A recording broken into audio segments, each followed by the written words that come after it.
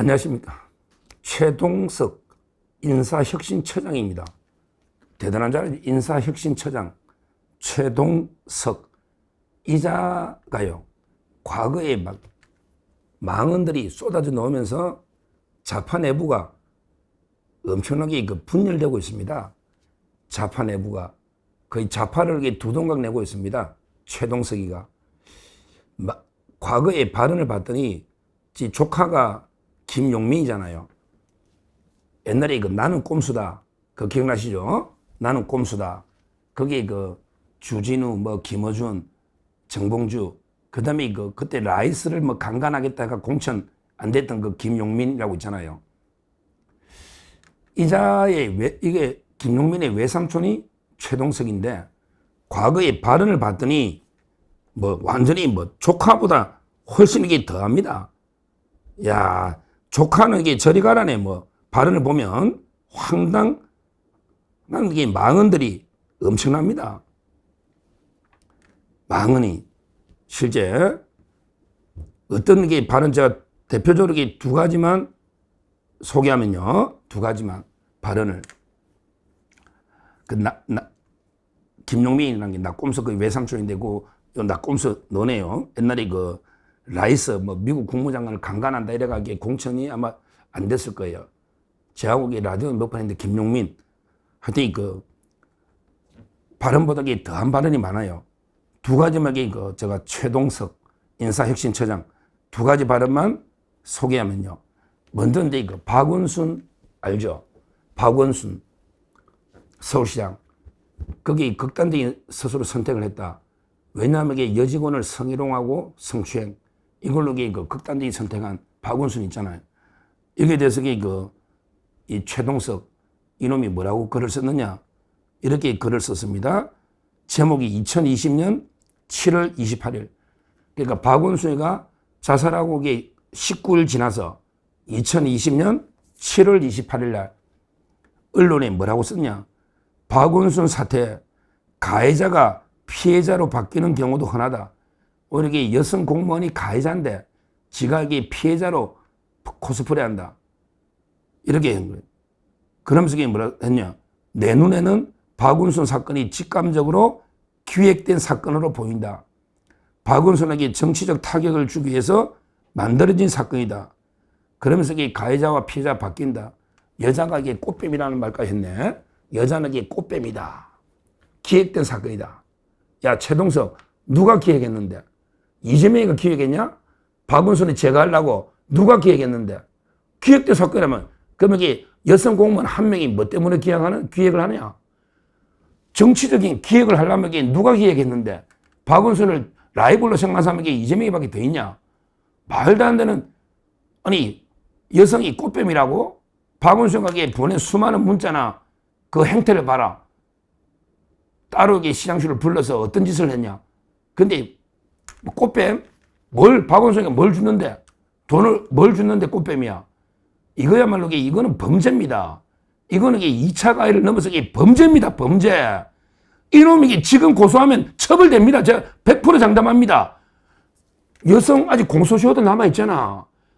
우리 피해 여성 공무원 빨리 고발하세요. 이거는 무조건 처벌 대상 됩니다. 꽃뱀이나 피해자 가해자가 바뀌었다. 기획된 거다. 이건 무조건 고발하면요. 제가 100% 됩니다. 100% 처벌됩니다. 이 자는 장관, 차관할 자가 아니고 바로 교도소 갈 자다. 이렇게 저는 봅니다. 어디서 박원순 사건을 기획된 사건이고 가해자와 피해자 바뀌고 꽃뱀이고 이런 이게 정상적인 사고를 가진 놈입니까? 이런 사람을 인사혁신처장이면 공무원 우리 100만 공무원을 다 관리하는 게 인사혁신처장인데 이런 사고가 정상적인 사고냐고요. 와, 우리는 우리 우파는 부정선거만 검증하자만 미친놈 취급하고 몰아세우고 거구가 저걸 하는데 이게 정상적인 사고냐고요.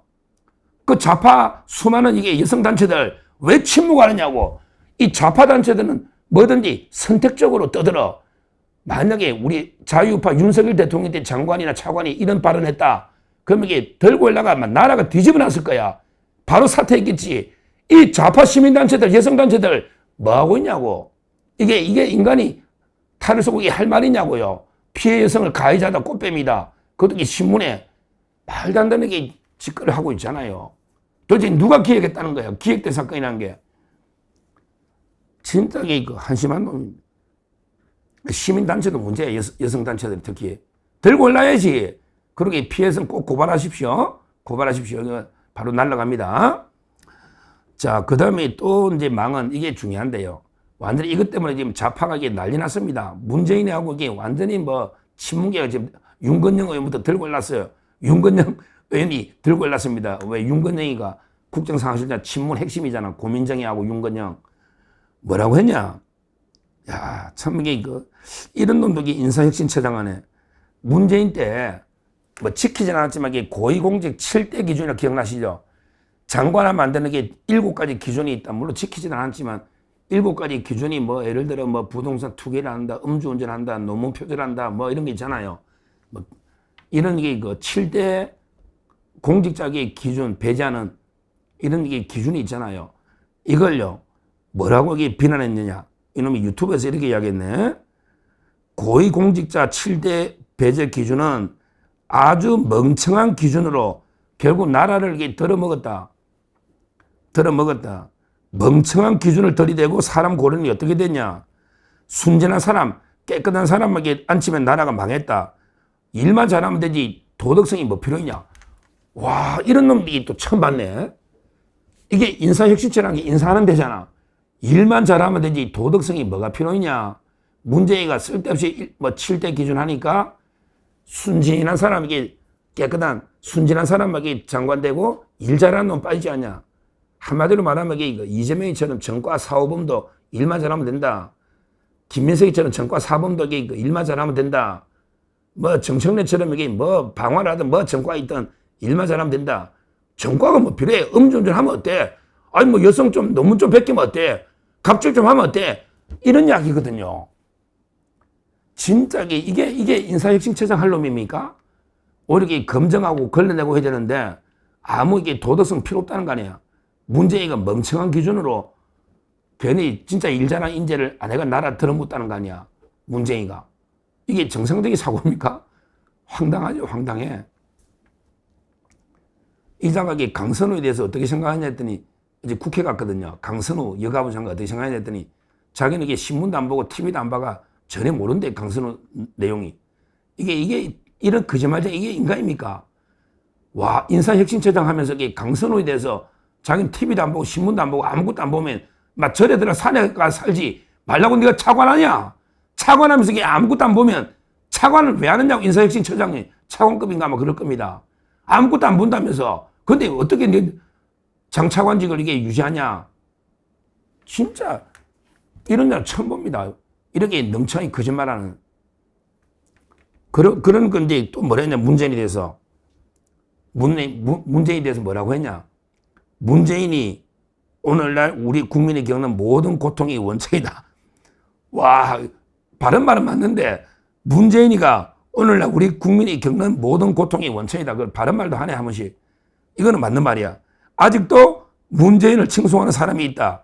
문재인을 칭송하는 건 있을 수 없는 일이다. 이거 듣고 문재인이나 윤건영이가 지금 막 뒤집어졌습니다. 친문들이. 아직도 친문이 많지. 야, 요거는 내가, 야, 니도 이게 말을 많이 떠드니까 맨 헛소리 하더니 최동석, 너게 딱 하나 내가 보기에 바른 말 했다.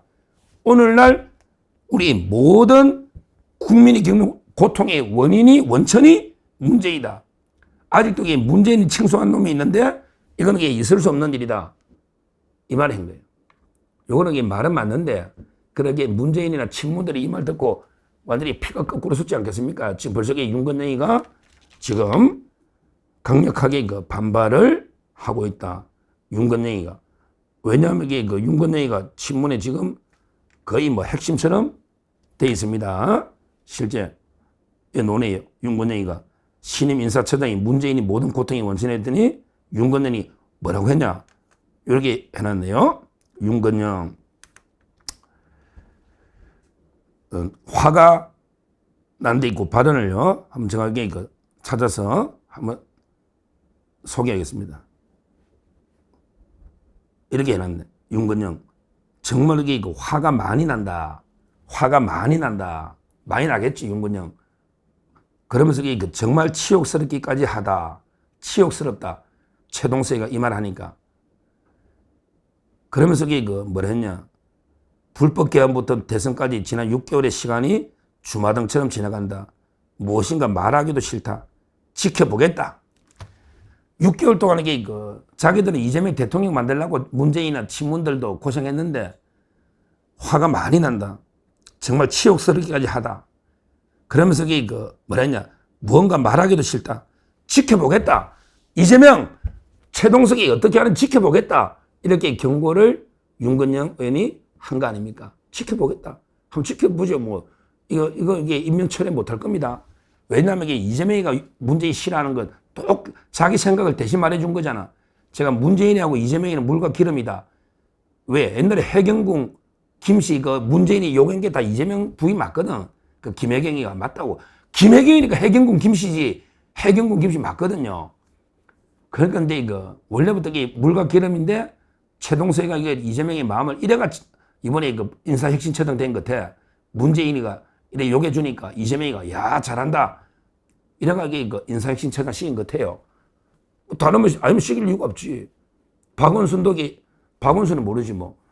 하여튼 이것 때문에 지금 이제 좌파가 문재인과 이재명파로 완전히 두 동강 양분되고 있다. 이거야말로 우리한테는 상당히 호재다. 왜?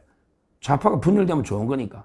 앞으로 이런 강선우하고 그다음에 최동석 이런 자들이 과연 얼마나 이재명 지지율을 갉아먹을까?